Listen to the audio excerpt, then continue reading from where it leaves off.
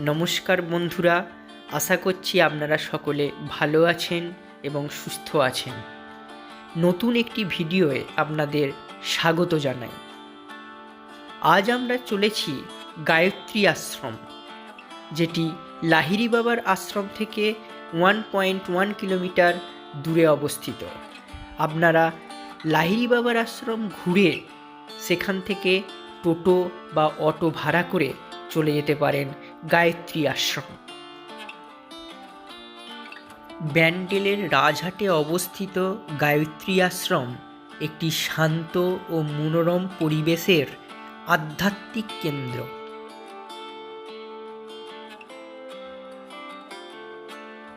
29 বিঘা জুড়ে বিস্তৃত এই আশ্রমে গায়ত্রী দেবীর মন্দির, ধ্যানের স্থান এবং থাকা ও খাওয়ার সুবিধা রয়েছে।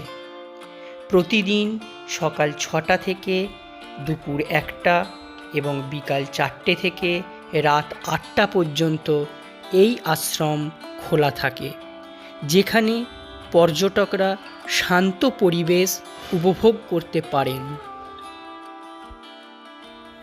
প্রকৃতির মাঝে নিরিবিলিতে একটু সময় কাটাতে আপনারা চলে আসতে পারেন গায়ত্রী দেবীর আশ্রমে।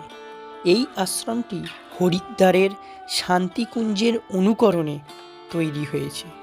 আশ্রমটি তৈরি করেন পণ্ডিত শ্রীরাম শর্মা আচার্য। এই আশ্রমটিতে খুব সুন্দর সাজানো বাগান আছে। পণ্ডিত শ্রীরাম শর্মা আচার্যের 4 জন্মের পরিচয় খুব সুন্দরভাবে বর্ণিত আছে। একটি সুন্দর যজ্ঞ মণ্ডপ আছে, যেখানে যজ্ঞের আয়োজন করা হয়।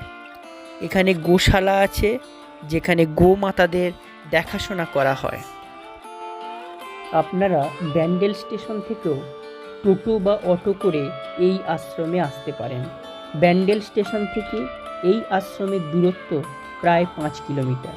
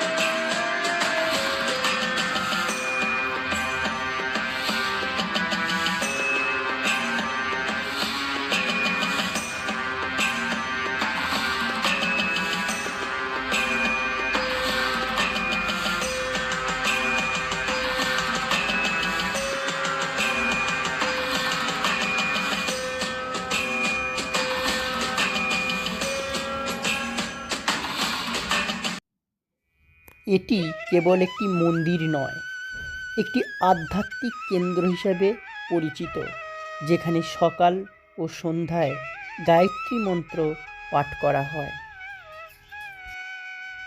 এই আশ্রমে সপ্তঋষির মন্দিরও আছে।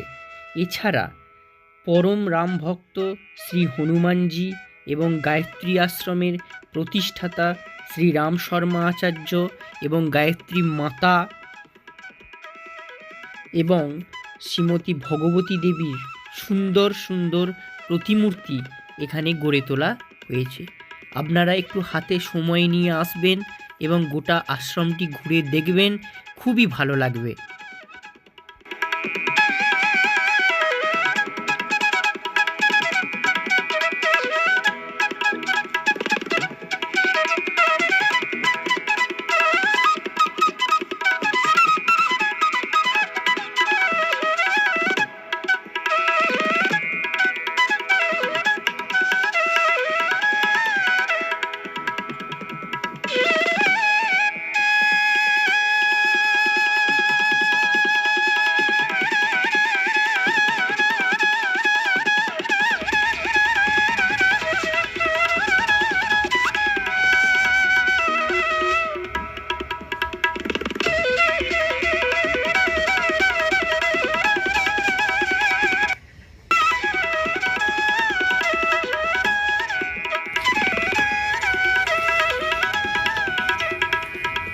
ঠান্ডা লাগছে না কি হালকা হালকা? জয় মা দুর্গা।